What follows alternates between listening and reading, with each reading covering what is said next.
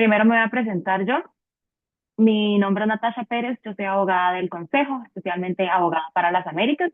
Y junto con Silvia, pues somos parte de todo este equipo que lidera la práctica de América del Consejo Global de Litigio Estratégico. Y bueno, nuevamente agradecerles el espacio a nuestros expositores del día de hoy, que son de muy buena talla y ya más adelante los van a poder conocer.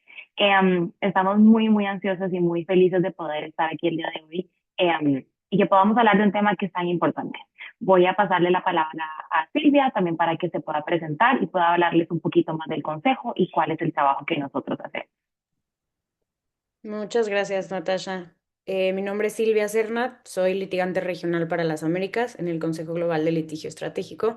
Tengo el placer de conocer a varios de ustedes y a quienes no, pues mucho gusto y bienvenidos a este espacio.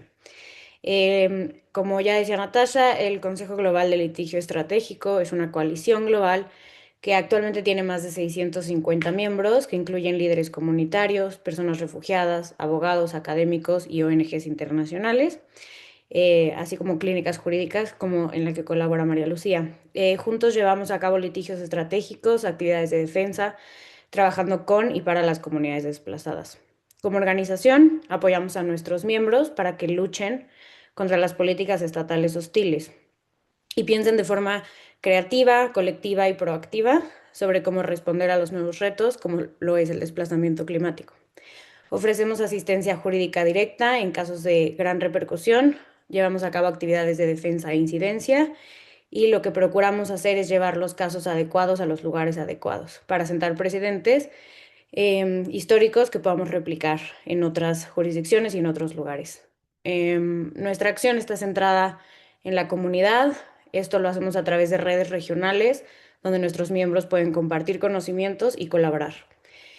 Como litigante regional que trabajo en la Ciudad de México, estoy basada en la Ciudad de México, esto nos permite mantener una conexión con las comunidades a las que servimos y nos podemos movilizar rápidamente en respuesta a las necesidades. Mi colega Natasha, que se presentó hace un momento, ella está basada en Costa Rica, entonces, bueno, eso nos da también esa facilidad. En 4 años, nuestro trabajo jurídico estratégico ha garantizado la protección de derechos fundamentales de 400.000 personas desplazadas. Nuestros miembros han sido los que han establecido nuestras áreas prioritarias de trabajo, que al día de hoy son el estatus jurídico y la condición de estancia, la detención y el debido proceso, y el más reciente y el que nos ocupa hoy, el desplazamiento por cambio climático. El desplazamiento por cambio climático es un tema fundamental, pues según las Naciones Unidas, a partir del 2023 o desde el 2023, más de 24 millones de personas han sido y seguirán siendo desplazadas cada año debido a desastres relacionados con el clima.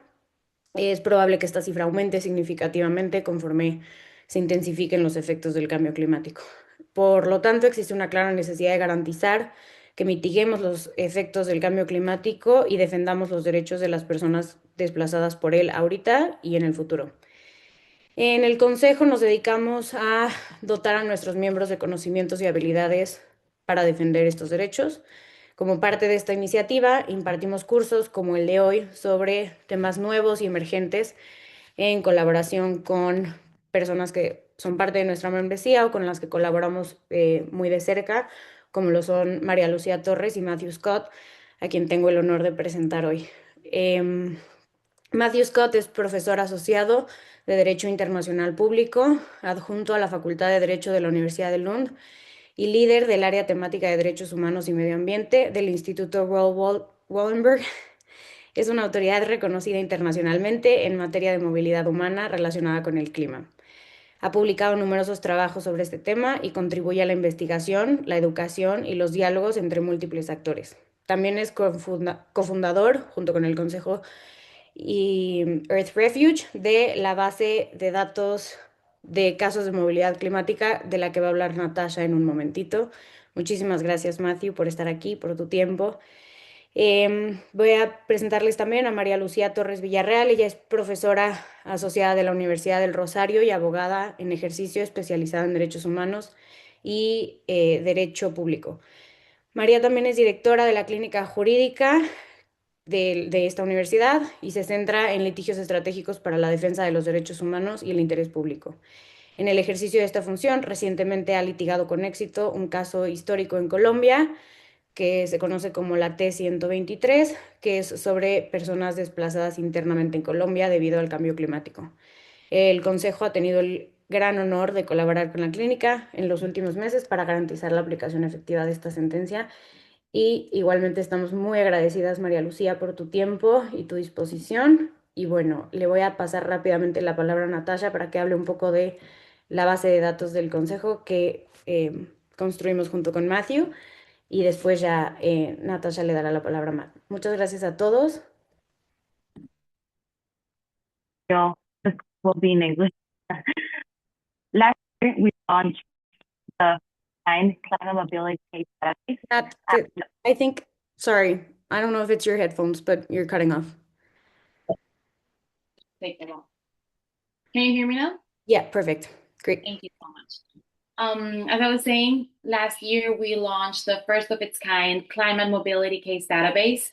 It's an open access database tracking global decisions concerning all forms of internal and cross-border climate related immobility in collaboration with the Royal Wallenberg Institute, Earth Refuge, and the Solberg Institute for Migration and Mobility, with support as well sorry, from DLA Piper and Evershed Sutherland.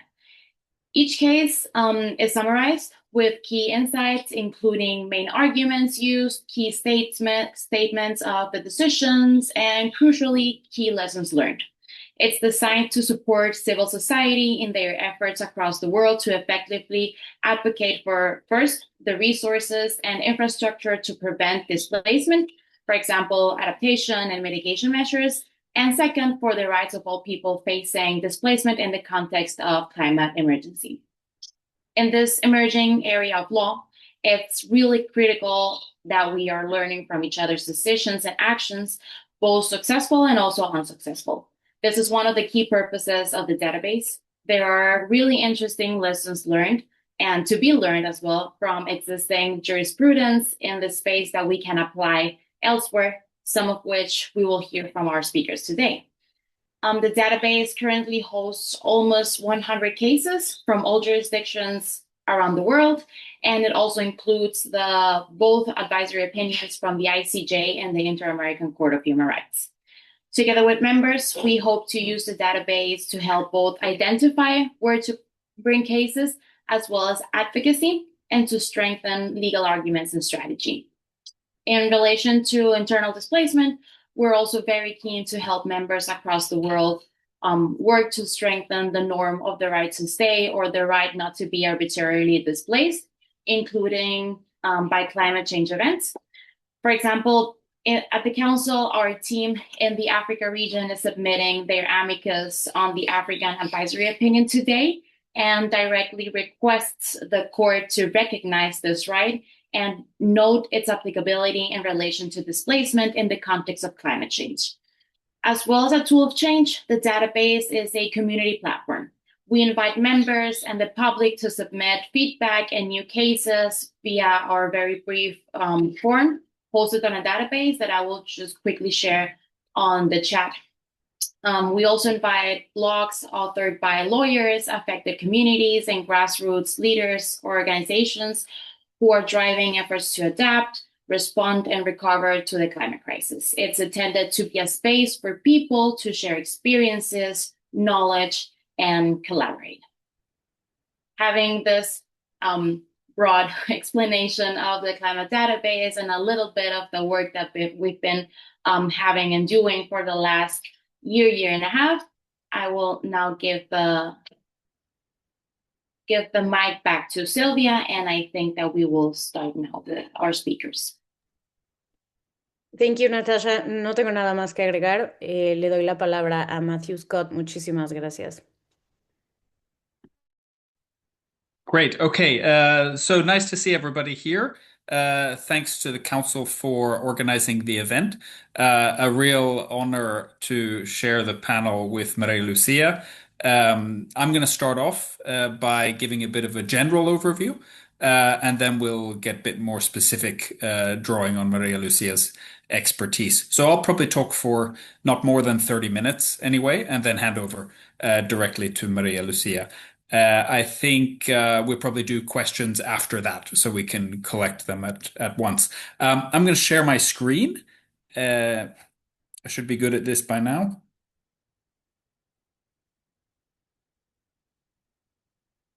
I'm getting there.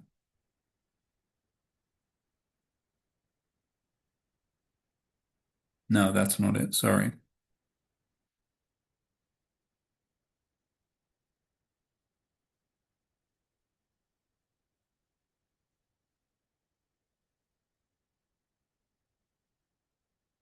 Okay, so you should see it now if the cover is Litigating Internal Environmental Mobility Concepts and Cases.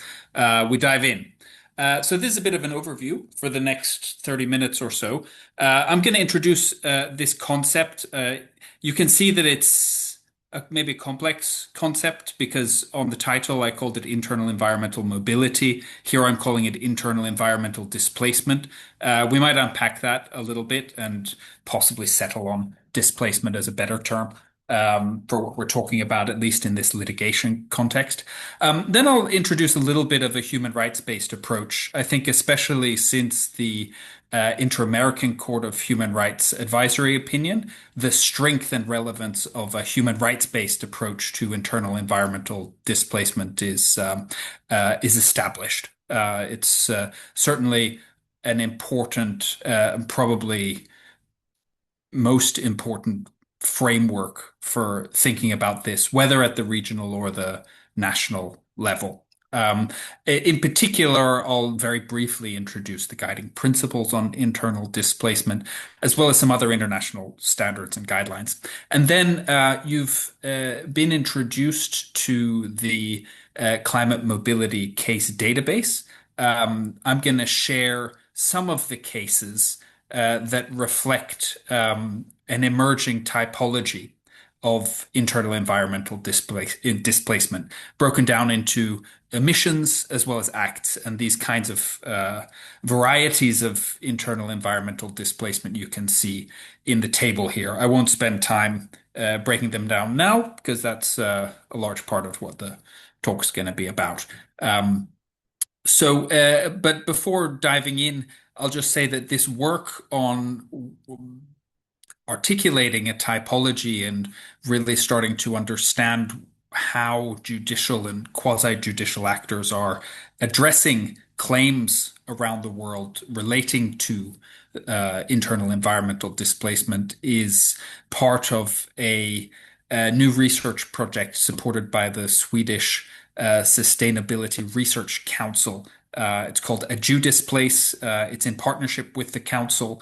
RWI is already a member of the council and value that partnership highly. But this specific research project gives time to really dig into the details of what is already proving to be a wide and diverse range of cases.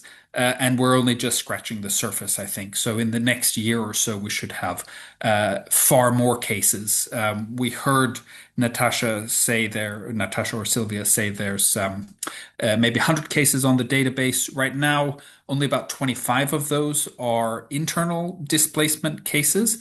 But in the next couple of weeks, we'll be uploading quite a few more. So we've got something closer to 70 internal displacement cases reflecting this diversity that you can see in the table there.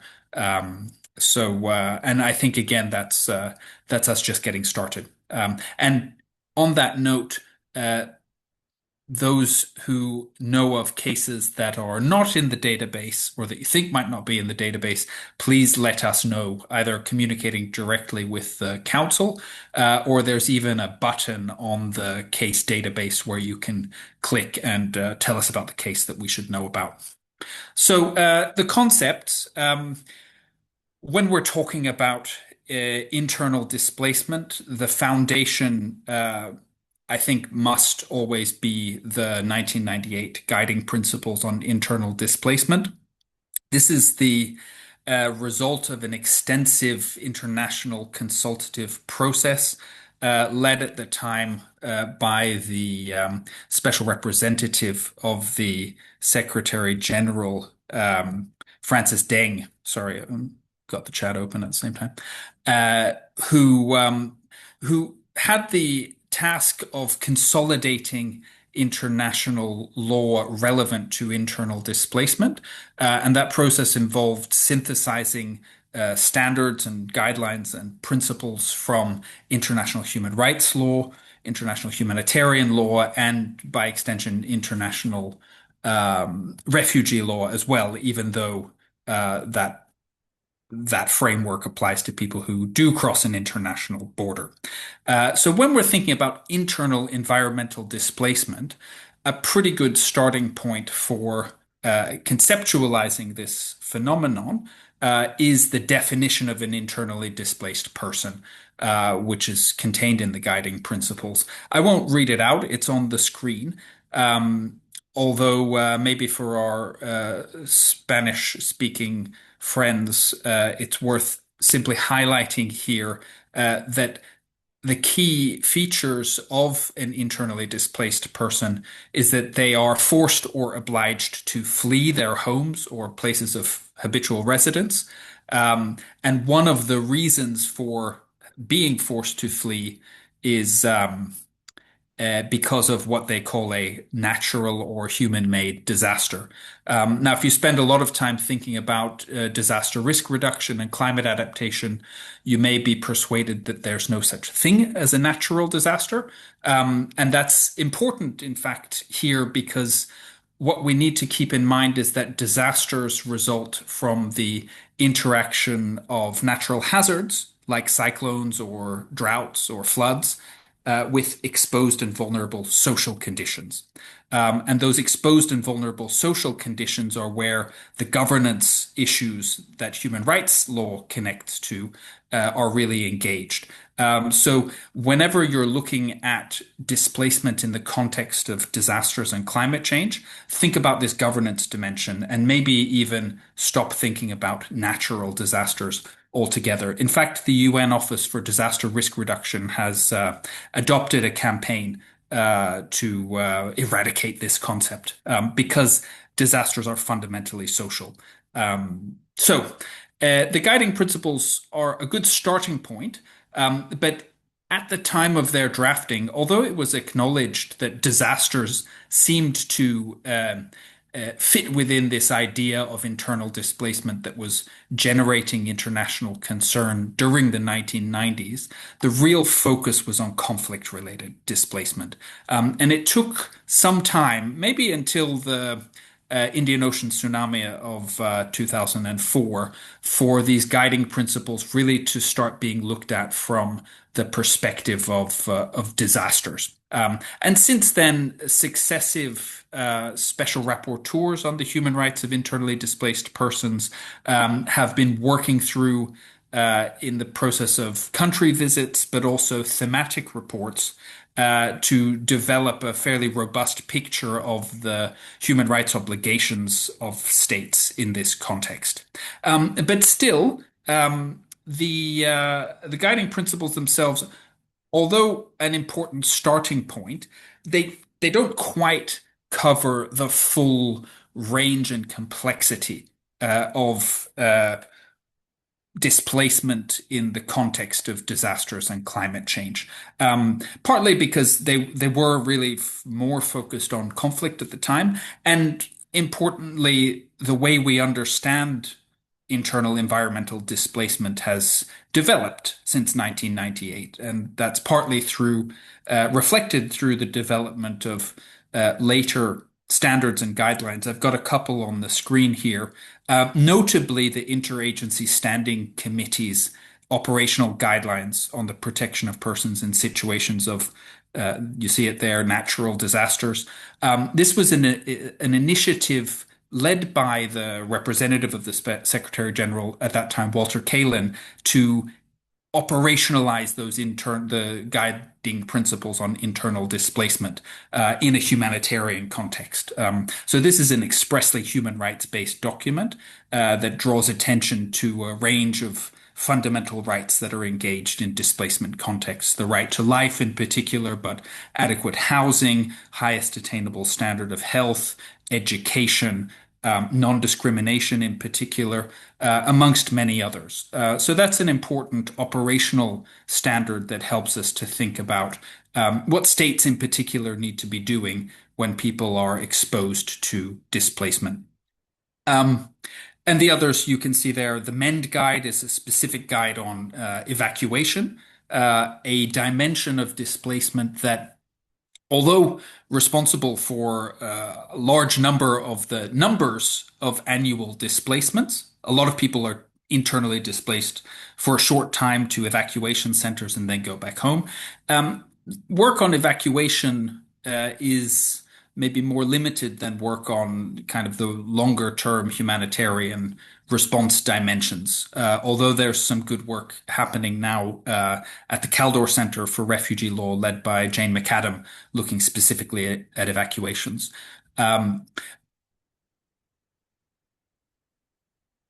At the top of this slide, before I return for a second to the guiding principles, is the Inter-American Court of Human Rights Advisory Opinion on Climate Change from 2025. This, as I said in the intro, really solidifies the human rights dimension of internal environmental displacement. It has extensive treatment of this phenomenon in its variety, including issues like planned relocation, which we'll touch upon in a little bit. And it breaks down the nature of state obligations according to different substantive rights: the right to private and family life and the home, the right to freedom of movement and residence, the right to adequate housing, and so on. So I'm not going to go through the advisory opinion now, partly because it might take a whole training in itself.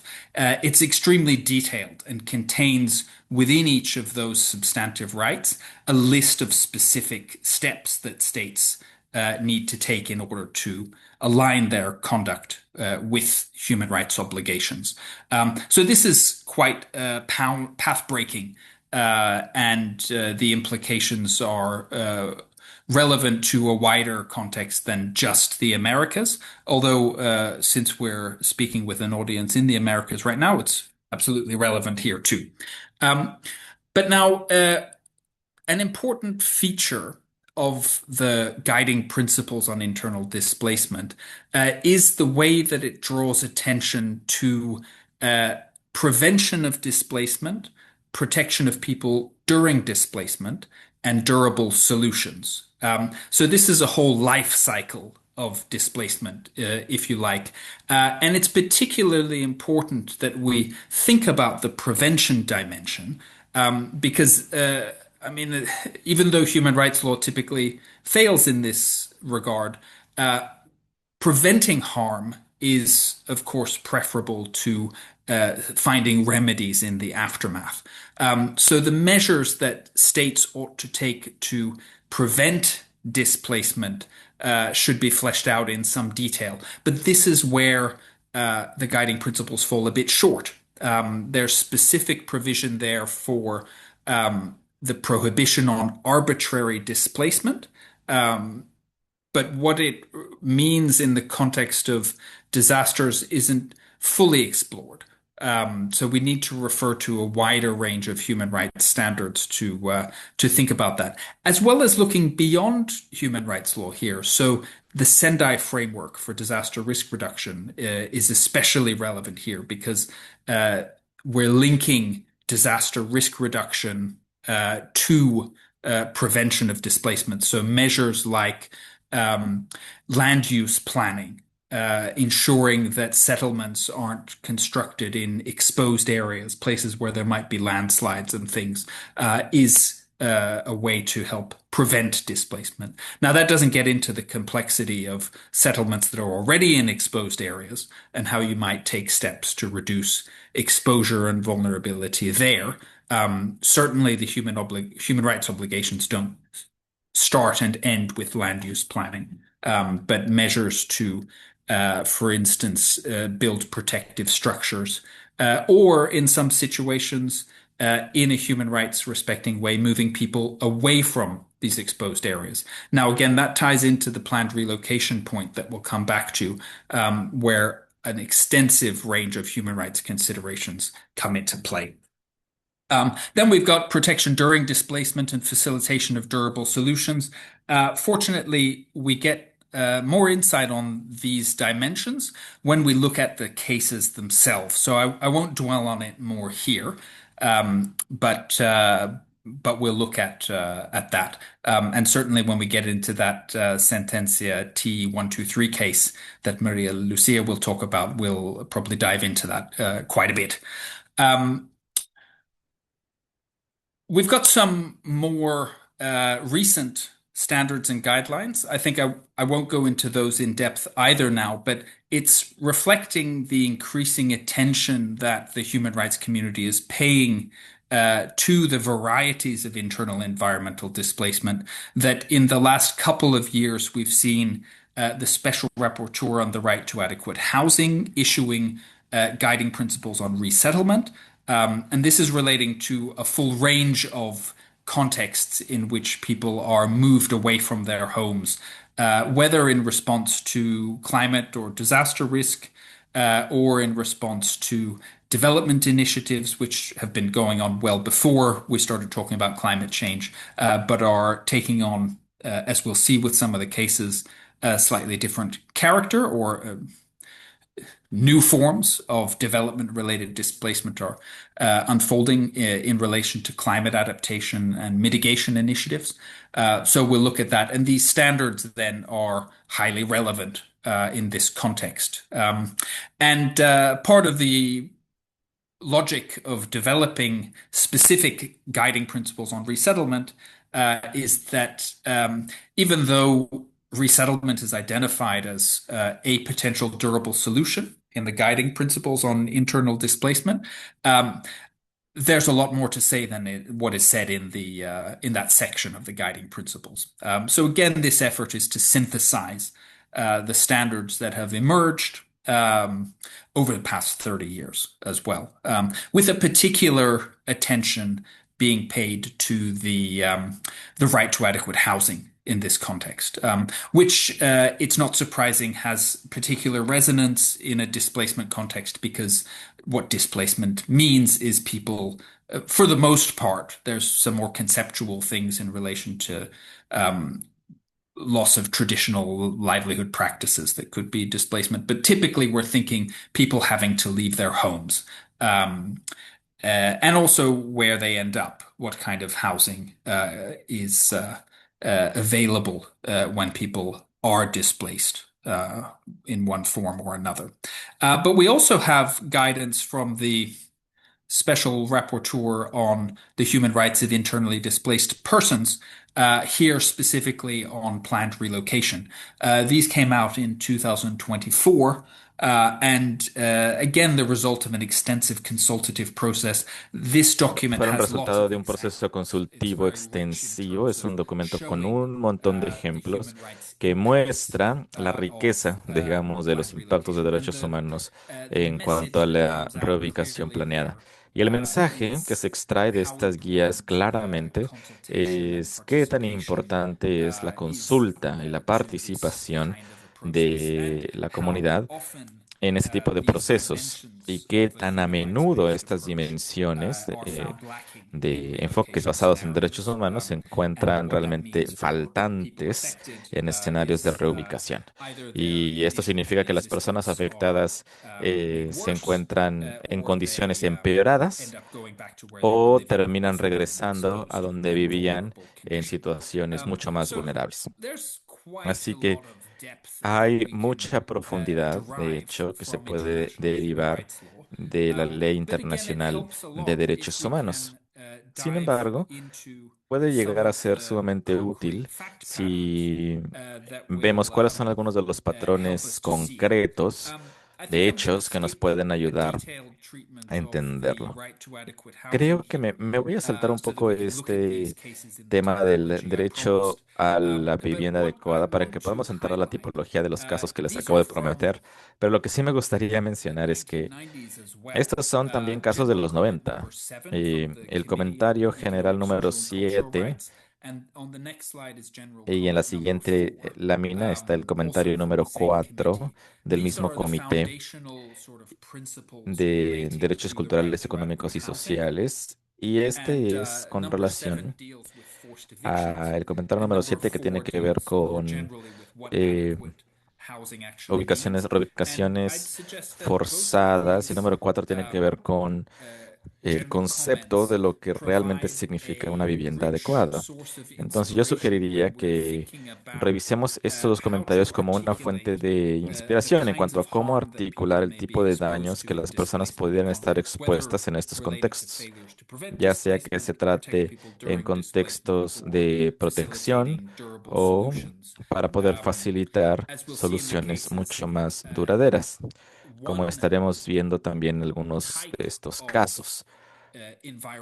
Estaremos viendo cómo es que un tipo de desplazamiento ambiental forzado es el desalojo forzado, que puede llegar a ser por iniciativa de adaptación climática. Y tenemos aquí algunos ejemplos que pudieran ser parte de este contexto. Y hay obligaciones procesales que los estados tienen y deben cumplir cuando están obligando a las personas a salir de sus hogares. Entonces, esto nos proporciona al menos un punto de arranque en cuanto a cómo mantener a los estados y a los miembros del sector privado rindiendo cuentas con respecto a este tipo de obligaciones. Las dimensiones que tienen que ver con el derecho a vivienda adecuada también son bastante productivas cuando estamos hablando sobre el tipo de daños que pueden llegar a surgir en temas relacionados con cómo reubicar a las personas en otra vivienda. Y podemos encontrar que ya sea que esté o mal atendido o totalmente ausente en las diferentes prácticas, ya sea que haya nuevos daños o en donde se están, o peligros en donde se están reubicando. Así que estaremos viendo también si algunos de los casos de los cuales vamos a hablar, ese tipo de casos surge. Pero vaya, hay mucho, mucho en lo cual podemos revisar en este tipo de recursos para poder hacer una subsecuente discusión con respecto a estos contextos. Pero bueno, ahora sí vamos a entrar al tema de los casos. No quiero hablar por más de lo que pueda o sea debido. Y hay un número de casos aquí que vale la pena enfatizar como ejemplos del tipo de escenarios de desplazamiento medioambiental forzado interno. Y podemos ver en la parte de atrás de esta página, la página principal de la base de datos de casos de movilidad climática. Y ahí están la mayoría de los casos que ya les mencionamos y próximamente habrá más. Como ya se les informó, son fácilmente de acceder. Eh, Este sitio web está dentro del sitio web del Consejo de Litigación Estratégica, así que es muy, muy fácil de encontrar y lo puedan navegar sin mayor problema. Aquí está la tipología que mencionaba. Es un trabajo en marcha, en progreso, pero digamos que esto refleja una revisión bastante rápida de unos 70 casos que hemos reunido en el periodo en el cual se estuvo desarrollando la base de datos. Y también se encuentra bastante en línea con una perspectiva general de derechos humanos desglosada de acuerdo a actos y omisiones. Empezaré con omisiones porque hay muchas más y diferentes tipos, pero como podemos ver ahí en los diferentes números que se encuentran al lado de cada uno de los enunciados, vemos la parte de desalojo con bastantes casos que está muy relacionado con asuntos relacionados con mitigación de daños climáticos. Pero en lugar de hablar al respecto de ese tipo de tipologías en esta lámina, lo que vamos a hacer ahora es presentar cada uno de estos casos, comenzando nuevamente con omisiones y luego pasaremos a los actos. Y la razón por la cual está hecho así es porque esto nos puede ayudar a imaginar y prepararnos con respecto a los diferentes tipos de contextos educativos y profesionales que existen en este caso. Y puede llegar a suceder que nos encontremos con un caso del cual valga la pena pensar en precedentes que pudieran venir de otras jurisdicciones.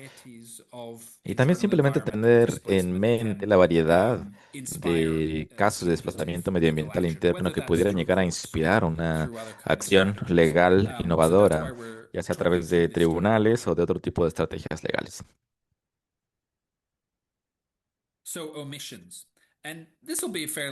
Entonces, omisiones. Y podemos encontrar muchos más detalles de esto en la base de datos, por supuesto, pero digamos que una de las omisiones es el fracaso de prevención del desplazamiento. Es decir, esto puede llegar a ser uno de los principales casos en los cuales no se hace nada por evitar el desplazamiento. Este es un caso de omisión y en donde el Estado puede tomar, de hecho, pasos relevantes y sin hacerlo, sin ninguna excusa razonable, puede llegar a ser una violación de una gran variedad de derechos humanos. Aquí tenemos algunos casos, uno de los casos fundacionales que es Daniel Billy versus otros en Australia, y es uno de los casos en la Australia continental, en donde se llevó al gobierno de Australia, al Comité de Derechos Humanos, el cual monitorea el cumplimiento de este tipo de acuerdos internacionales. Y el argumento era que Australia no invirtió de manera adecuada en las medidas de adaptación climática, con la consecuencia de que los niveles del mar aumentaron con un impacto adverso y por supuesto, la vida de esta familia y de esta comunidad fue violada y esto fue lo que argumentaron. Y en el contexto de un desplazamiento medioambiental interno, este es un caso bastante importante porque parte del razonamiento del comité era que conforme las condiciones empezaban a empeorar en esta estrechos de Torres, se esperaba que la población, particularmente indígena, tendría que reubicarse a la Australia más continental y las consecuencias para el desplazamiento de personas indígenas de sus tierras es la violación del artículo 27, que es el derecho a la cultura. Entonces, esto tiene una conexión bastante fuerte, lo cual también está articulado en otro tipo de casos de pueblos indígenas, particularmente en las Américas. Hay una conexión muy importante con el tema de tierra de pueblos indígenas que se viola cuando las personas tienen que abandonar sus tierras. Así que este es un derecho fundamental de permanencia que se mencionó también en la introducción de la sesión. Entonces, el derecho a la familia y el derecho a una vida privada en hogar es mucho más amplio y no aplica solamente a personas indígenas, pero se encuentra tal vez un poquito menos desarrollado en este caso, pero lo que se menciona aquí es que lo que, aunque no se necesita, por supuesto, en este caso, ser parte de una comunidad indígena para experimentar una violación de derechos humanos en este sentido, la misma provisión y obligación aplica. Hay un poco menos de foco en el tema de la dimensión de desplazamiento, pero por extensión y analogía se conectan estos dos puntos. Así que yo creo que este es uno de los casos críticos a nivel internacional.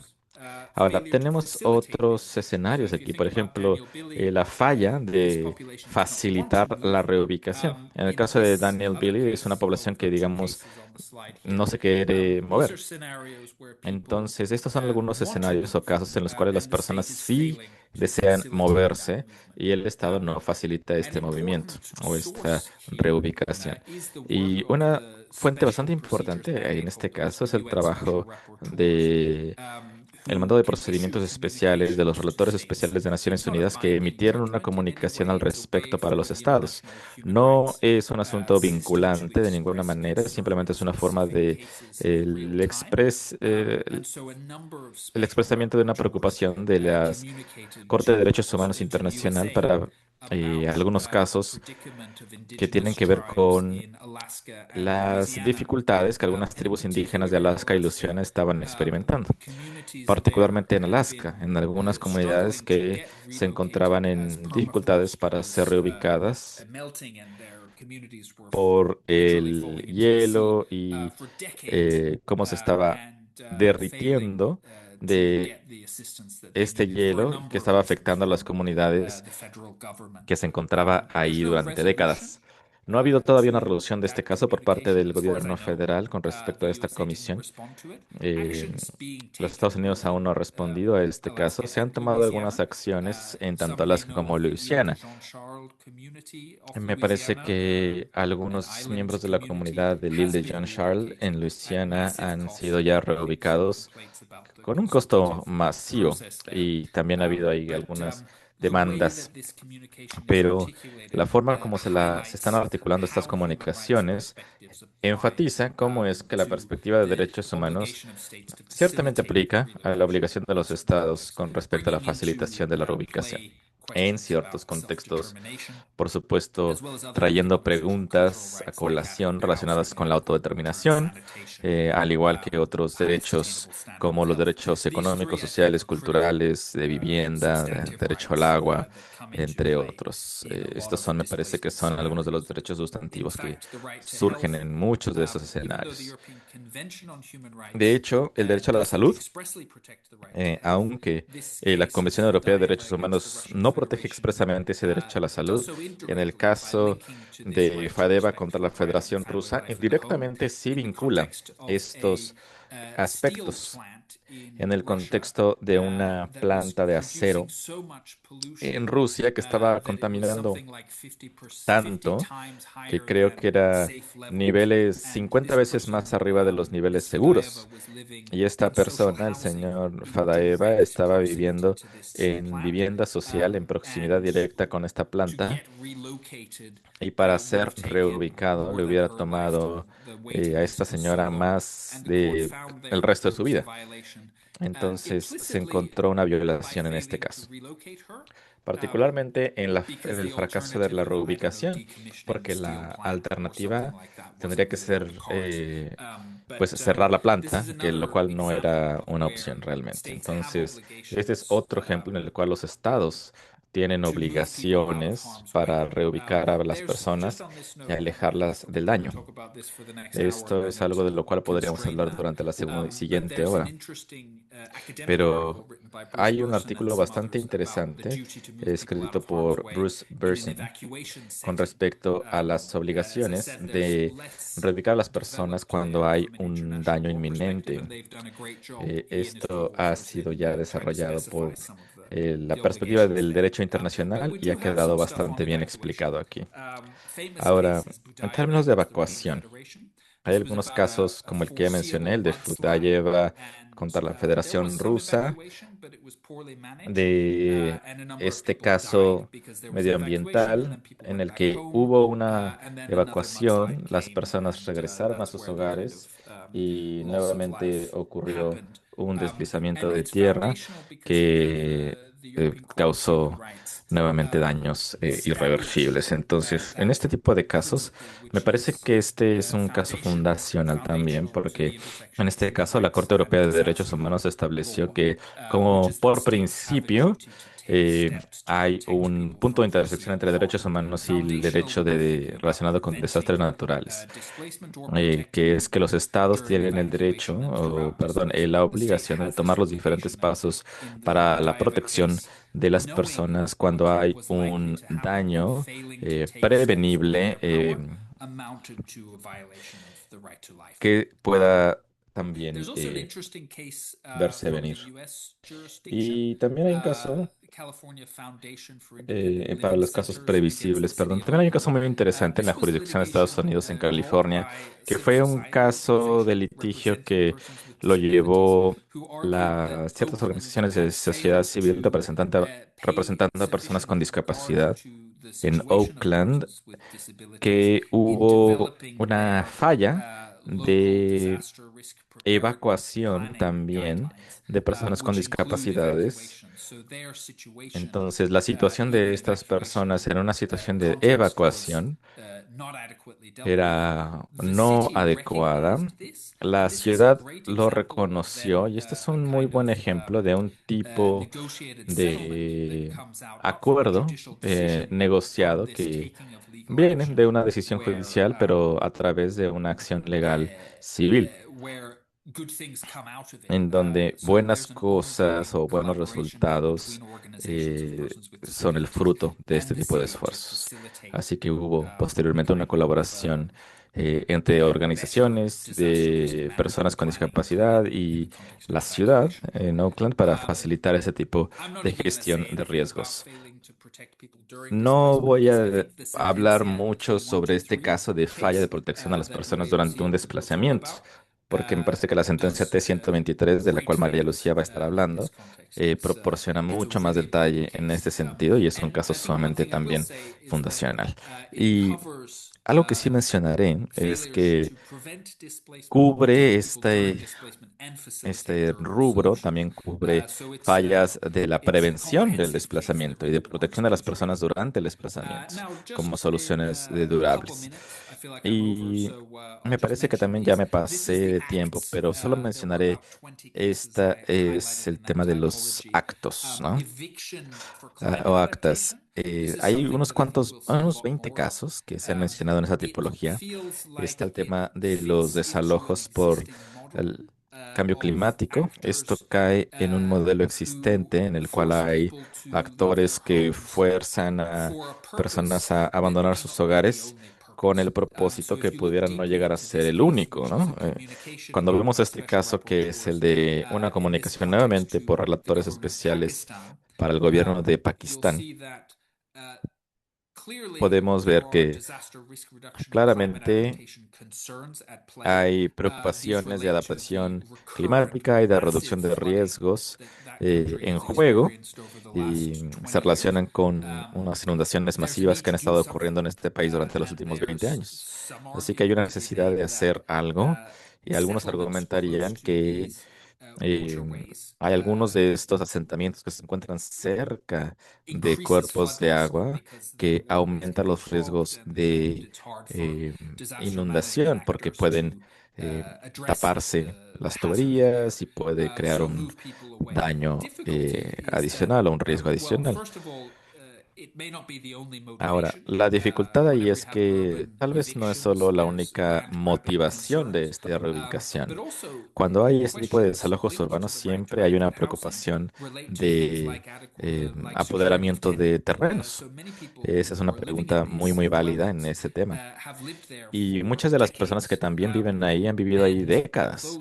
Entonces, a pesar de que los títulos de propiedad de tierra son un desastre en Pakistán, algunas de las personas de ahí tienen algún tipo de acta de propiedad, así que una demolición a larga escala de la vivienda sin una solución adecuada al predicamento de la vivienda es una falla completamente y una violación a los derechos humanos.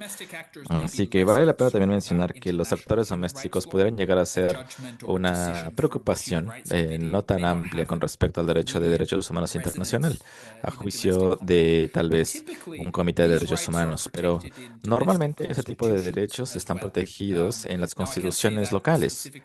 No puedo decir esto en el caso de Pakistán necesariamente, pero pensando estratégicamente, cuando estos asuntos emergen y se está buscando atenderlos. Esto podría llegar a ser uno de los asuntos en los cuales se pudiera también atender el asunto a través de una constitución, analizar la constitución local, incluyendo la asistencia interpretativa que los estándares internacionales pudieran llegar a darle a las formulaciones locales en ese tipo de derechos.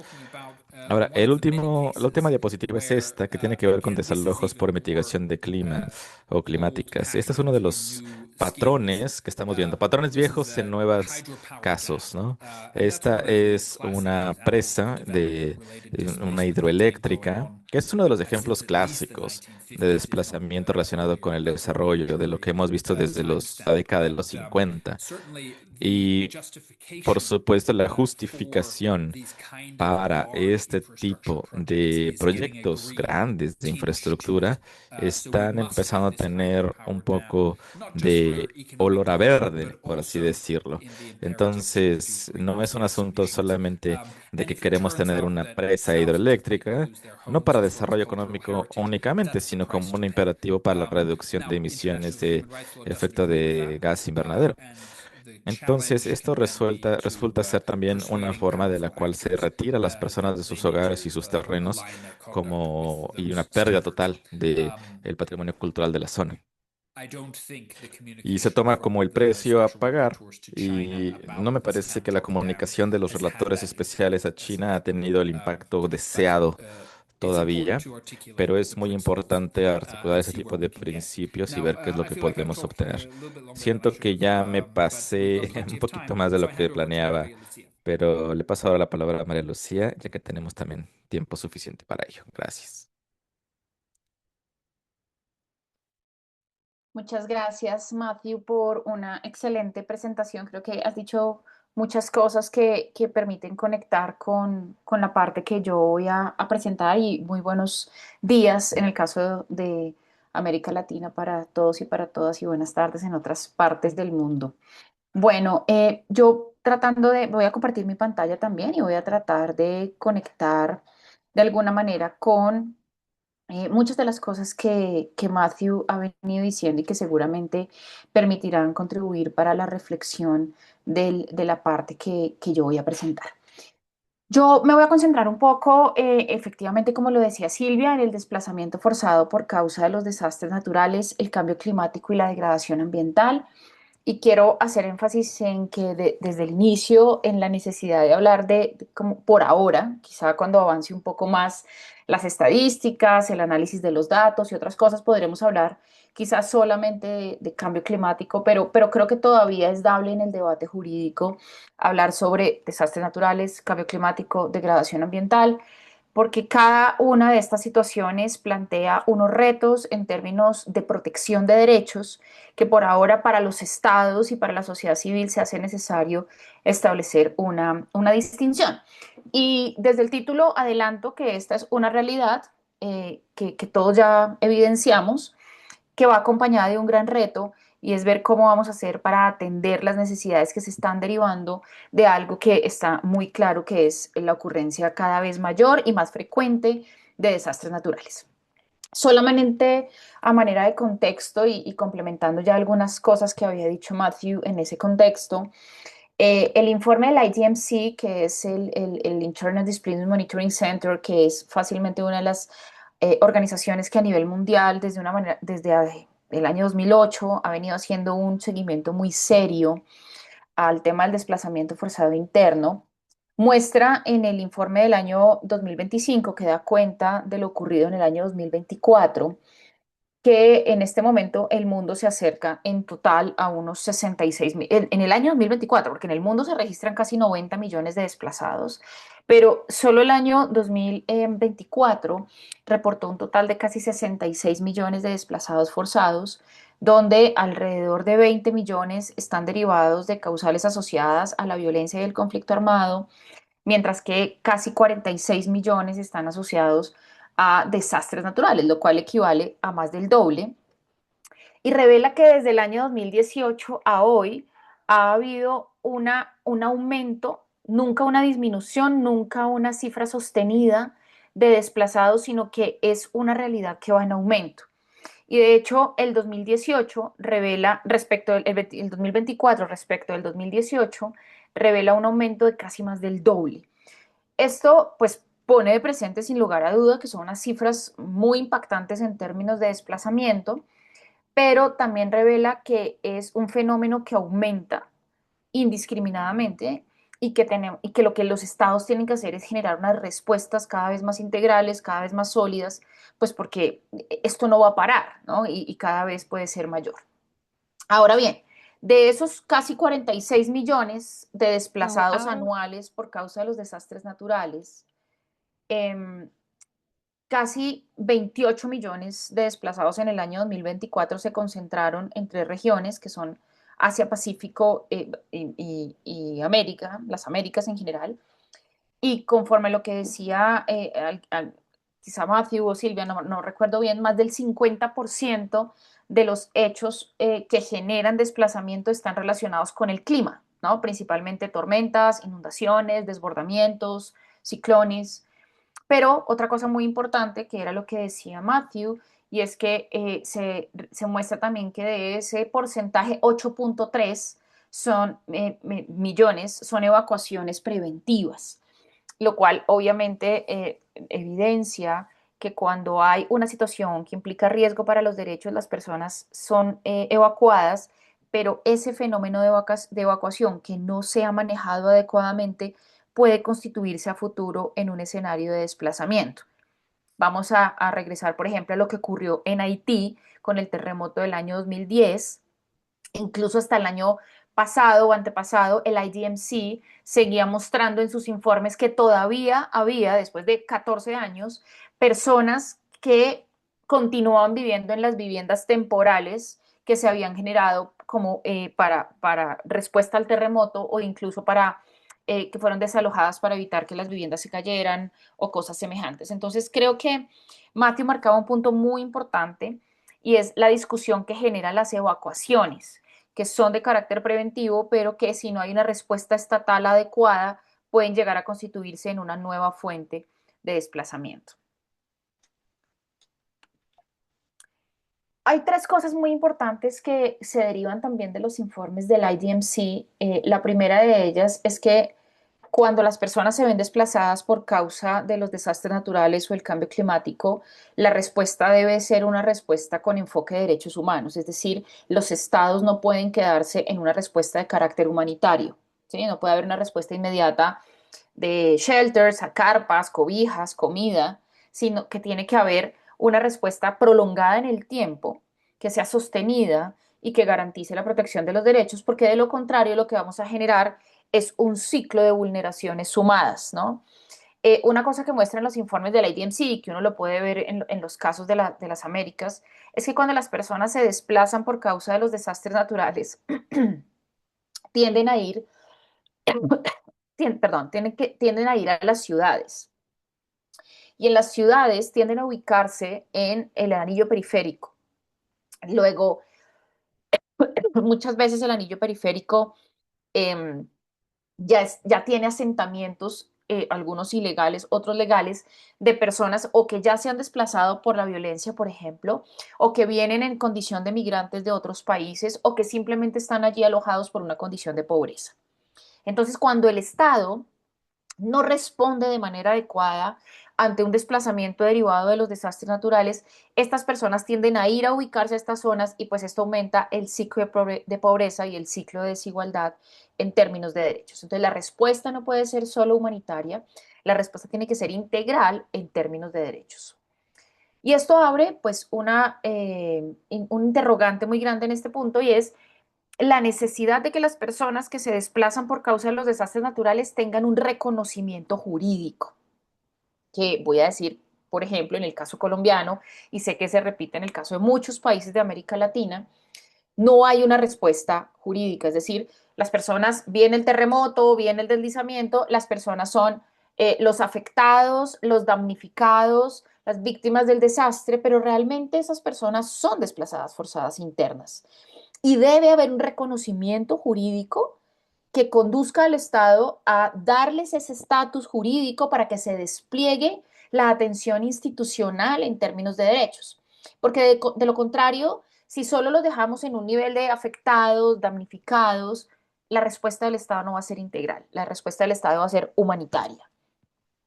Y ni hablar del escenario jurídico que se abre cuando hablamos de las personas que en virtud de un desastre natural cruzan una frontera internacionalmente reconocida, pues porque se despliega toda la situación que ya todos conocemos sobre qué son estas personas a la luz del estado de destino.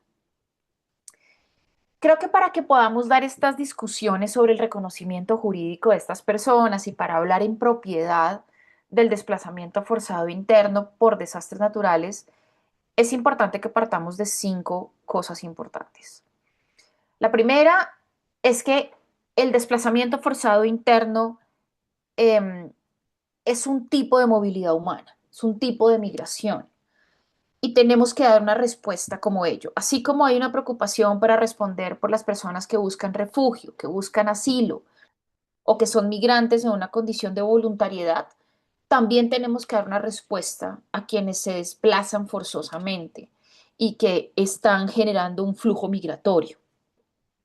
Esto nos lleva a entender que la migración debe ser vista en un sentido mucho más sociológico que jurídico, ¿no? En el caso de América Latina, por ejemplo, cuando hablamos de migración o hablábamos hace unos años de migración, nos concentrábamos en pensar que la migración, la palabra migración, hacía alusión a quienes migraban por causas económicas que de forma voluntaria querían irse de un país a otro buscando mejores oportunidades, o sea, como migración atado a una connotación económica.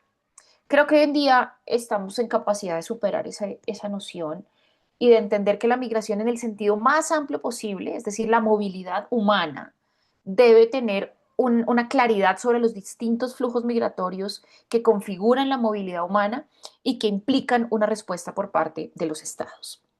Y en el caso del desplazamiento forzado es muy importante girar la mirada sobre las particularidades de ese flujo migratorio, porque el desplazamiento, como lo mencionaba Matthew, se genera por muchas causales, ¿no? Algunas de ellas en un muy buen esfuerzo de los principios rectores por tratar de reconocerlas todas.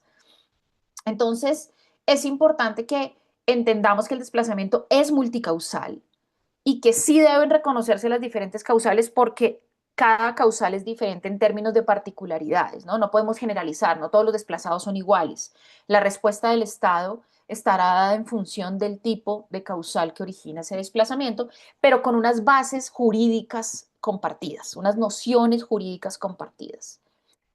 Eh, y finalmente, también hablamos de la evacuación preventiva y de cómo esto despliega un escenario de desplazamiento que parece ajeno, ¿no? Porque lo tratamos como algo del momento, pero que necesita una respuesta jurídica en el tiempo.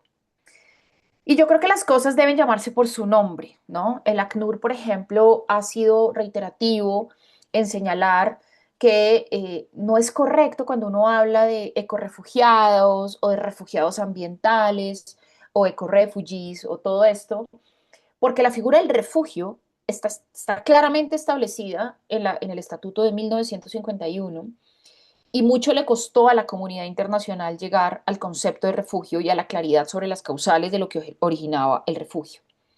Luego, pretender, por ejemplo, para dar respuesta a las personas que cruzan una frontera internacional, decir que están en condición de refugio o que son refugiados climáticos, pues es impreciso, es inadecuado.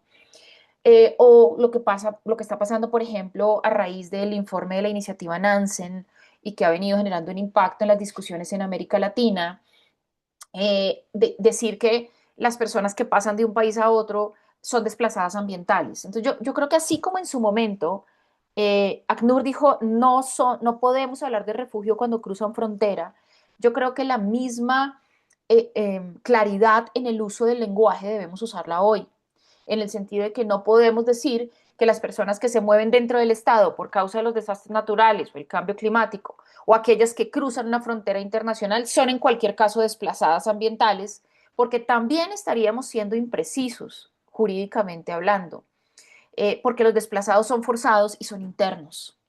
Y en ese sentido es donde tiene que venir una respuesta en dos sentidos. De un lado, que los estados reconozcan los principios rectores. Ya voy a ir un poquito solo a una reflexión para completar lo que dijo Matthew. reconozcan los principios rectores y reconozcan que dentro del Estado se puede generar desplazamiento forzado. Y otra necesidad es que la comunidad internacional dé una respuesta sobre qué pasa cuando estas personas cruzan una frontera internacional. Lo cierto es que tener claridad conceptual le permite a los estados saber de qué manera despliega las instituciones para proteger los derechos, le permite generar una estadística cierta, porque lo que también ha dicho reiteradamente el IDMC es que las estadísticas tienen un margen de error, porque mientras los estados no reconozcan a sus desplazados por causa de los desastres y por causa de la violencia y por las distintas causas, la cifra va a seguir siendo aproximada, que se basa en los reportes que eventualmente hace el Estado o los organismos en el territorio, pero necesitamos poder tener una claridad conceptual de qué son, jurídicamente hablando, las personas que se desplazan, las personas que cruzan frontera, para que las políticas públicas y las estadísticas estén basadas en datos ciertos, en datos reales que respondan a la realidad. Matthew estaba diciendo algo muy importante y estaba haciendo alusión a los principios rectores de 1998 a los que yo no voy a volver porque él ya se refirió. Y yo comparto con Matthew la idea de decir que de cierta manera los principios rectores a veces se quedan cortos, pero yo creo que los principios rectores es la mejor punto de partida que existe, ¿cierto? Porque sí logra establecer una definición dinámica, progresiva, por supuesto del año 98, es decir, han pasado muchos años, pero aún hoy, y al menos digo por el Estado colombiano, lo que está contenido en los principios rectores ha marcado la pauta para por lo menos entender qué es el desplazamiento, entender que tiene fases, entender que tiene causales, trata de recoger lo que hay en el derecho internacional de los derechos humanos y da unas bases para que los estados lo puedan llevar a sus ordenamientos internos.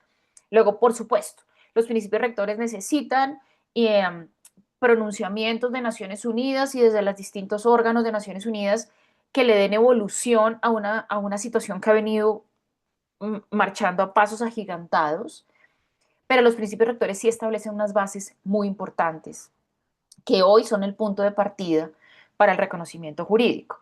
Creo que lo más importante que trae a mi juicio los principios rectores es una definición de desplazamiento, porque queda claro que las personas se mueven dentro de las fronteras del Estado y se mueven de una manera involuntaria, es decir, las personas con ocasión de cualquiera de las causales que generen desplazamiento no se mueven porque quieren, se mueven en virtud del hecho de un tercero, bien sea la violencia, bien sea un desastre, lo cual plantea las bases de que más allá de la causal por la cual se origina el desplazamiento, sí hay unas bases comunes. Una movilidad dentro del Estado, una movilidad involuntaria, un abandono de la vivienda y en consecuencia una violación de derechos en cadena, de derecho a la vida, a la intimidad, a la integridad, a la seguridad, a la vivienda. Y eso lo que nos pone de presente es la necesidad de que los estados reconozcan los principios rectores. Porque claro, no van a solucionar todos los problemas, porque ha pasado mucho tiempo desde que Deng ideó los principios, pero sí sientan unas bases conceptuales que sin lugar a dudas son esenciales y que resolvería muchos de los problemas que el Estado todavía se pregunta, ¿no? ¿Por qué los Estados se siguen preguntando qué hacer? Pues porque no han reconocido los principios y porque, bueno, tienen una naturaleza jurídica de soft law y eso también hace complicadas muchas cosas. Pero con base en los principios rectores, pues sí queda claro que reconocer que son desplazados le permite al Estado disponer lineamientos. Comparto con Matthew la idea de que los lineamientos en los principios están más claros para antes y después del desplazamiento que durante y después que para el factor preventivo, especialmente en los desastres naturales, pero sí se trazan unos lineamientos de qué tiene por hacer el Estado, la sociedad civil, la comunidad. Sin duda es un instrumento que plantea los términos en que el Estado debe responder respecto de sus nacionales, pues porque están dentro de su jurisdicción. Creo que también habla de la importancia de la violación de los derechos en cadena, ¿no? Es vivienda, es vida, es integridad. Luego la respuesta tiene que ser lo más jurídica e integral posible porque no se puede agotar en lo humanitario o si no, pues nos quedamos en un escenario de asistencia parcial. Entonces, hacia lo que deberíamos estar moviéndonos en este momento, tanto a nivel de estados como a nivel de comunidad internacional, es hacia una respuesta lo más integral posible para responder jurídicamente al fenómeno. Y yo creo que podemos ahí, digamos, como para resumir un poco, decir que son desplazados, serán desplazados forzados internos cuando con ocasión del desastre o el cambio climático tengan que abandonar su vivienda pero permanezcan dentro del Estado. Y ahí el reto es que los Estados reconozcan los principios rectores y los adopten de alguna manera en sus legislaciones internas. Y nos queda el reto de qué respuesta vamos a darle a cuando cruzan una frontera. Y ahí pues hay unas aproximaciones interesantes que ha hecho la OIM cuando ha dicho, bueno, pues llamémoslos migrantes ambientales. Y si lo queremos pasar a un lenguaje mucho más actual, podrían ser personas en condición de movilidad humana ambiental. Pero lo cierto es que no podemos seguir usando las categorías jurídicas existentes en materia de movilidad humana para tratar de dar respuesta a un fenómeno que necesita una atención particular, que es el cruce de las fronteras. Hacia adentro es desplazamiento y ahí el reto es de cada estado. Hay otro punto importante en este debate que lo plantea una autora mexicana de apellido Rubio con la que comparto muchos de los elementos de su investigación, y es que ella dice, dentro del escenario del desplazamiento por desastres naturales, tenemos que diferenciar dos escenarios. El primero, el de los desastres repentinos, los que suceden de la noche a la mañana, un terremoto, un huracán, inundación. Mientras, y del otro lado, están aquellos que ocurren de manera gradual o de forma sucesiva en el tiempo, incluso lenta, que son aquellos que pueden estar asociados a procesos de degradación, ¿no? El cambio, la sequía, el deshielo, la desertificación. Y ella dice, y sí creo importante mantener la distinción de los dos desastres, porque por más de que ambos generen desplazamiento, estén dentro del Estado, la respuesta del Estado a cuando el desplazamiento ocurre de forma inmediata es distinta a cuando el desplazamiento ocurre gradualmente en el tiempo. Porque cuando el desplazamiento ocurre en un solo momento, el desplazamiento se configura inmediatamente. Y la respuesta del Estado no puede ser humanitaria solamente, tiene que ser una respuesta integral, rápida. El desplazamiento se produjo, se cayó la casa, se llevó, el río se llevó todo. Luego, la respuesta del Estado, cuando los procesos son graduales, da lugar a cosas como las que estaba mencionando Matthew sobre la relocalización, la reubicación y todo lo que permite gestionar la migración desde la prevención o desde la planificación, porque la tierra se va a empezar a secar, movamos a las personas, ¿cierto? Y evitamos el desplazamiento. Entonces, me parece interesante mantener este tipo de distinción, no porque jurídicamente la protección sea diferente, porque es la misma, sino porque la respuesta de los estados sí es diferente. Y entonces, no, por eso decía al inicio que no podemos hablar solo de desastres naturales, porque nos olvidamos de los procesos de degradación ambiental, ni tampoco podemos hablar solo de cambio climático porque nos olvidamos de los desastres repentinos. Adicionalmente, y yo me imagino que hacia allá va la ciencia y la investigación, hacia decir que finalmente los desastres naturales también son causados por el hombre. Es cierto, y creo que lo que quiero decir en este punto es que más allá de la discusión sobre el origen, si es de la naturaleza, si es del hombre, creo que el asunto es que hay un desplazamiento y que hay que dar una respuesta y que será diferenciada según las particularidades con las que ocurra. Pero es importante mantener este tipo de reflexiones porque ni todo desplazamiento asociado a causas ambientales viene hoy en día automáticamente derivado del cambio climático, ni toda situación ambiental nos va a llevar a un desplazamiento. Entonces creo que sí hay que mantener estas distinciones para efectos de la forma en que el Estado responde en sus planes, en sus programas, en sus políticas y en sus respuestas de emergencia. Solamente quiero mencionar que la Corte Interamericana ha tenido oportunidades muy importantes para pronunciarse sobre esto, pero no ha sido exhaustiva. Matthew mencionaba la opinión consultiva del año 2025 asociada a la emergencia ambiental, donde donde hay un primer approach al tema del desplazamiento forzado de una manera más clara. Pero si uno revisara la jurisprudencia en materia contenciosa que ha surgido de la Corte Interamericana, todas las oportunidades en que la Corte se ha pronunciado sobre el alcance del artículo 22 de la Convención Americana sobre circulación y residencia y le ha dado alcance interpretativo a los principios rectores, ha sido inmensa. Es vasta la jurisprudencia. Pero nunca se ha pronunciado sobre los desastres naturales y el cambio climático como generadores de desplazamiento, a pesar de que todas las condiciones están reunidas. Hay 4 temas en los que la Corte Interamericana constantemente se pronuncia cuando habla de desplazamiento forzado por violencia, que si uno los analiza son exactamente las mismas situaciones fácticas y jurídicas del desplazamiento por desastres, que son: las personas se ven obligadas a abandonar su vivienda y esto genera una vulneración de derechos en serie, igual. El desplazamiento genera una desarticulación social y un rompimiento del tejido social porque las personas se tienen que ir de su territorio, muchas veces ancestral, muchas veces heredado, y entonces pierden dinámicas sociales, igual. Tercero, el Estado tiene que hacer todo lo que sea necesario para garantizar las condiciones necesarias, incluso hasta el retorno. Exactamente igual, independientemente de la causal. Y la más importante, dice, por lo general, en los desplazados confluyen distintas condiciones de vulnerabilidad, incluso de forma previa. Exactamente igual.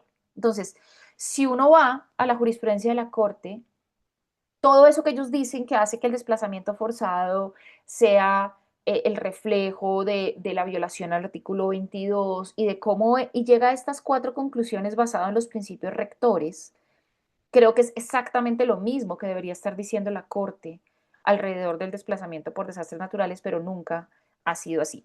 Yo tengo mis esperanzas puestas en que después de la opinión consultiva esto cambie y empiece a haber jurisprudencia contenciosa alrededor de casos donde se reconozca la existencia de un desplazamiento sin que medie la violencia y el conflicto armado.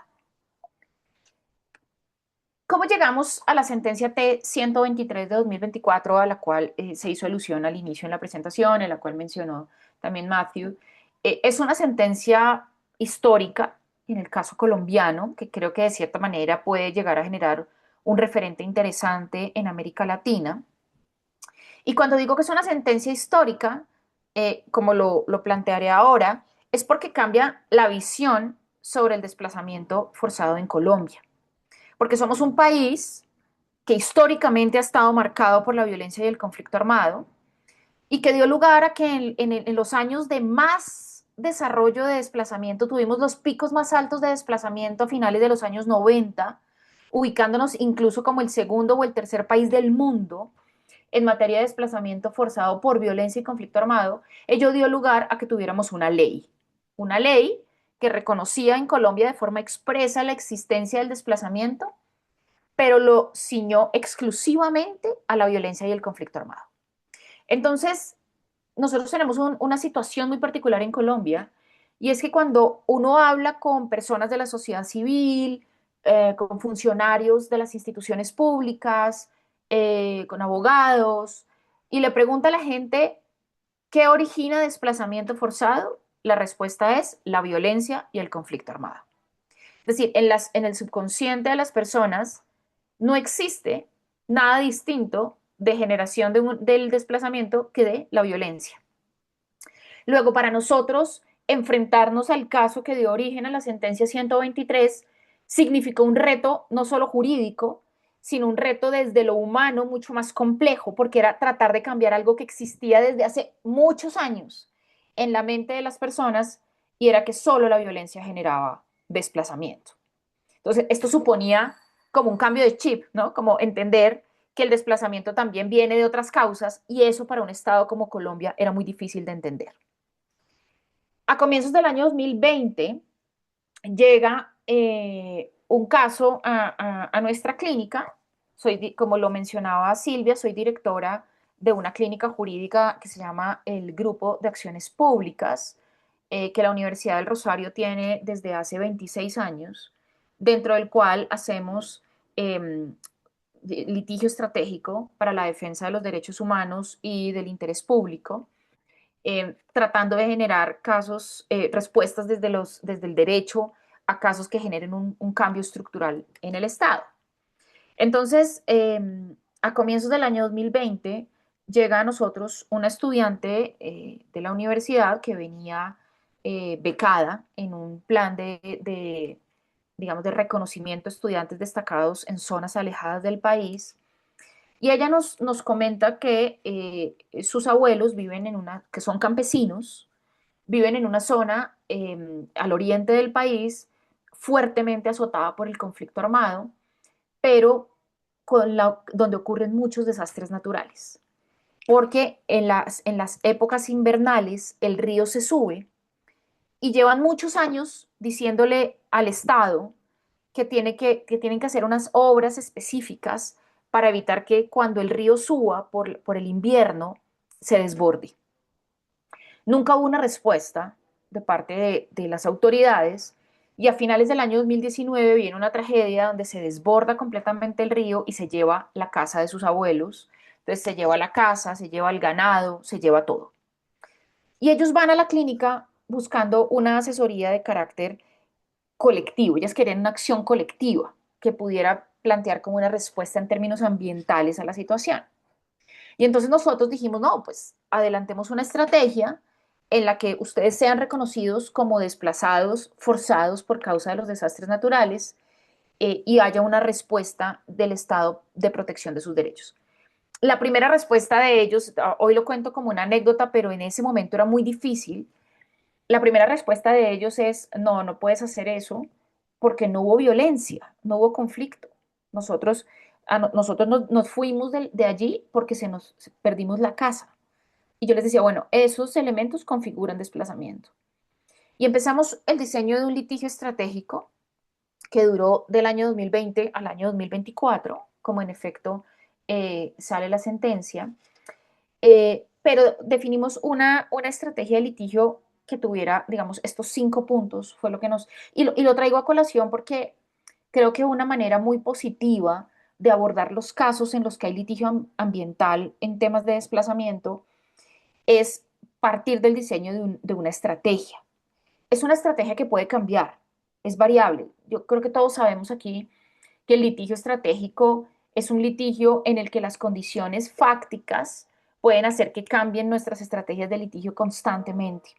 Pero uno sí tiene que partir de una base de cómo va a ser el diseño del litigio estratégico. Así después cambie, así después toque aumentar, modificar, corregir, pero sí tiene que haber una base que trace como el norte, las acciones hacia donde debemos dirigirnos para el diseño de un litigio estratégico. Entonces, nosotros partimos de una premisa y era que para el caso de nuestros clientes que se llaman Doña Ana y Don José, y de hecho quiero decir que este es un caso que se encuentra dentro de la base del Consejo Global, eh, partimos de la base de que Doña Ana y Don José, que eran nuestros clientes, se configuraban los elementos del desplazamiento. Habían abandonado su vivienda por causa de un desastre natural, seguían viviendo en el territorio nacional, pero pues estaban en riesgo sus derechos en serie. Segundo, teníamos un elemento muy relevante y es que a raíz de esta situación de violencia y conflicto armado tan elevada en Colombia, la Corte Constitucional, que es nuestro máximo tribunal constitucional, tiene jurisprudencia reiterada de más de 25 años en las que le ha dado valor interpretativo a los principios rectores. Es decir, en el caso colombiano, los principios rectores están dentro de una figura que nosotros llamamos el bloque de constitucionalidad. Eso quiere decir que para el Estado colombiano, los principios forman parte de un paquete de instrumentos donde hay tratados, convenciones, pactos y esta declaración que se aplican en Colombia como si fuese la Constitución misma, porque versan sobre asuntos de derechos humanos sobre los que el Estado colombiano necesita tener una respuesta. Entonces, contábamos con ese segundo elemento, y era que teníamos jurisprudencia reiterada en el que la Corte le había dado valor interpretativo a los principios rectores, es decir, no eran ajenos a nosotros. Y ahí vino un tercer elemento que era fundamental para el litigio que íbamos a desarrollar, y era reconocer que y lo dijo Matthew en su intervención, los principios rectores son un solo instrumento. es decir, son integrales. Los principios no están diseñados en función de una causal u otra. Los principios rectores parten de la base de que todos los elementos del desplazamiento se dan independientemente de la causal que los origine. Luego, si nosotros pretendíamos que en Colombia se acogieran los principios rectores, pero solo para una causal, pues estaríamos introduciendo una diferencia de trato, porque yo estaría protegiendo los derechos de quienes se desplazaron por la violencia del conflicto armado de una manera distinta a cómo estaría protegiendo los derechos de quienes se desplazaron por los desastres naturales. Luego necesitábamos poner esto en condiciones de igualdad. Y también reconocimos que hay confluencia de condiciones de vulnerabilidad y que esto necesitaba una respuesta con enfoque diferencial, porque ellos eran adultos mayores o ancianos, no sé cómo se llama en distintos países. En Colombia se utiliza la expresión adulto mayor, que son personas mayores de 65 años. Eran campesinos, es decir, trabajaban la tierra, y en Colombia el campesinado tiene una protección reforzada por ser un grupo de especial protección, y eran desplazados, es decir, en ellos había una sumatoria de condiciones de vulnerabilidad, y eso hacía que la respuesta del Estado tenía que ser lo más alto posible en términos de estándares de protección de los derechos, porque había un enfoque interseccional. Y esto también nos llevó a un quinto punto, y era que cualquier estrategia que diseñáramos tenía que ser lo más amplia posible, es decir, no quedarnos solo en una estrategia jurídica, sino que hubiese estrategias, en otros temas para que la respuesta fuera lo más integral posible. Entonces diseñamos una estrategia multifactorial, es decir, que no solo contemplaba elementos jurídicos, sino también elementos de carácter social, de carácter pedagógico, de carácter administrativo. Entonces, ¿qué hicimos? Hicimos un trabajo muy cercano con la comunidad para que ellos hubiese un autorreconocimiento de la condición de desplazamiento, para que ellos supieran hacia dónde iba nuestra estrategia. No les íbamos a imponer la estrategia, sino que queríamos una estrategia absolutamente apropiada por parte de ellos, en la que ellos entendieran por qué estábamos hablando de desplazamiento forzado, y hubiera deliberadamente una toma de decisiones alrededor de cualquier estrategia que pudiera llevarnos a eso. Hicimos un trabajo también con enviándole preguntas a las entidades del Estado a través de un mecanismo que tenemos en el Estado colombiano, para que el Estado nos diera unas respuestas sobre cómo se veía esta situación. Y bueno, y diseñamos un amparo individual como estrategia jurídica que buscaba el reconocimiento de la violación de derechos y el reconocimiento de la condición de desplazamiento. Esto nos llevó a, bueno, también un paréntesis acá, y es, todo litigio estratégico tiene fases. El litigio estratégico no se desarrolla en un solo momento. El litigio estratégico está planeado para que haya cosas en el corto plazo, en el mediano plazo, en el largo plazo. Nosotros sabíamos que aquí teníamos que ir fase por fase. Todo esto lo pensamos en una fase 1, pero esto nos llevó a una fase 2, que era qué pasaba, por ejemplo, si el Estado no respondía a lo que le estábamos preguntando. ¿Qué pasaba si perdíamos el amparo individual ante los jueces? Y en efecto, esto pasó. El Estado no respondió a lo que le estábamos preguntando, el Estado seguía hablando de desplazamiento por violencia, y que en consecuencia doña Ana y don José no podían ser desplazados en Colombia porque ellos no habían sido víctimas de un asalto guerrillero o paramilitar o en las fuerzas del Estado, nada, no había violencia. Y también tuvimos un fracaso en la estrategia judicial en los primeros jueces, por lo mismo, porque no podían reconocer que había un desplazamiento. Entonces esto nos llevó a una estrategia ante la Corte Constitucional. Era diseñar un litigio estratégico para lograr que la Corte seleccionara el caso y lo llevara a estudio para revisión, que es un proceso especial que tiene la Corte Constitucional colombiana cuando se encuentra frente a casos que son novedosos, sobre los cuales la Corte nunca se ha pronunciado, que habla de las obligaciones internacionales del Estado colombiano, que reflexiona sobre una situación que puede cambiar la jurisprudencia. Entonces diseñamos una estrategia que nos permitiera llegar a la Corte, a partir de decirle a la Corte, este caso reúne esos criterios que usted busca en los casos de revisión, en el que le diéramos nuevamente valor a los principios rectores, que se reconociera a doña Ana y a don José como desplazados internos y que se cambiara, por supuesto, la visión que en Colombia hay sobre desplazamiento. Hicimos muchos ejercicios a partir de la herramienta de Legal Design, que nos permitía hacer entrenamientos con los estudiantes sobre qué lineamientos debemos darle a la comunidad para que haga su escrito ante la Corte, qué lineamientos debemos tener nosotros como clínica para respaldar esa solicitud, cómo podemos acudir a los aliados estratégicos para que ellos a su turno hagan escritos cuando ya la Corte seleccione el caso y entonces la Corte entienda que no es un caso aislado, que hay una preocupación de las clínicas, de las organizaciones de la sociedad civil, por el estudio de este caso. Al final nosotros logramos tener una selección, la Corte la selecciona y cuando la Corte la selecciona, que esto es en diciembre del 2021, acudimos a nuestros aliados, que fueron unas 4 o 5 clínicas y varias organizaciones de la sociedad civil, para que presentaran escritos ante la Corte diciéndole es muy importante este caso, hay que revisarlo y demás. Y es así como después de casi 3 años, o casi 2 y medio, llegamos a la sentencia T-123 del año 2024, una sentencia muy importante. La magistrada ponente es Natalia Ángel, y creo que la sentencia logra ir al punto de lo que nosotros le estábamos planteando en el litigio estratégico, y por eso es tan importante trazar el norte. Cuando uno hace litigio estratégico, lo primero que tiene que tener claro es qué quiero, hacia dónde quiero que se dirija el litigio. Y entonces, si pudiéramos hablar de los puntos clave de la sentencia T-123 y explicar por qué es una sentencia histórica, podría ser lo siguiente.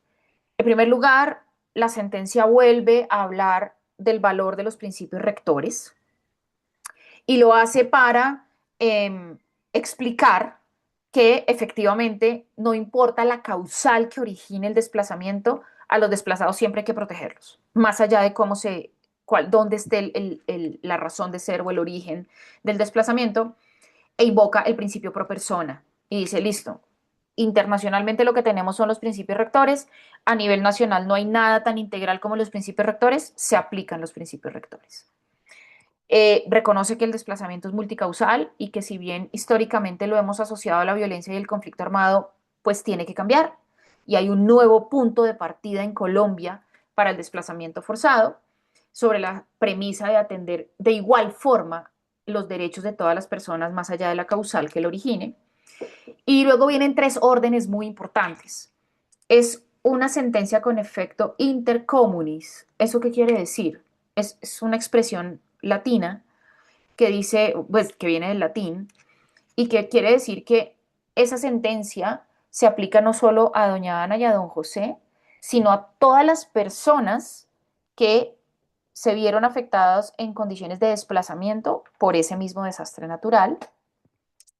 Una segunda orden muy importante es que le pide al Congreso de la República que tramite una ley que reconozca el desplazamiento por causas ambientales, lo cual hace que ya tengamos las leyes por todas las causales.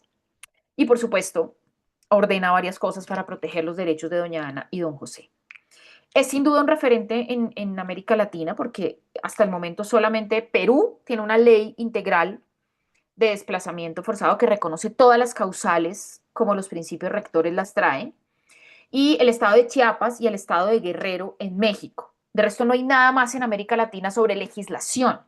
Luego, lograr que el Congreso de la República, que es en algo que nos ha venido acompañando el Consejo Global, lograr que el Congreso de la República de Colombia expida una ley en la que se reconozca que los desastres naturales, el cambio climático también pueden dar lugar al desplazamiento, pues nos pondría como país, como el segundo país de América Latina que tiene una legislación sobre la materia.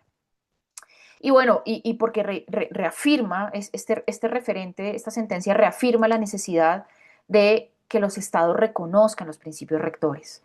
El punto clave ha sido que los estados dicen que los asuntos de migración que ocurren dentro de sus fronteras forman parte de su soberanía y que por ende pues no acogen los principios rectores porque son normas de derecho blando y porque adicionalmente al final cada estado decide cómo protege a sus connacionales.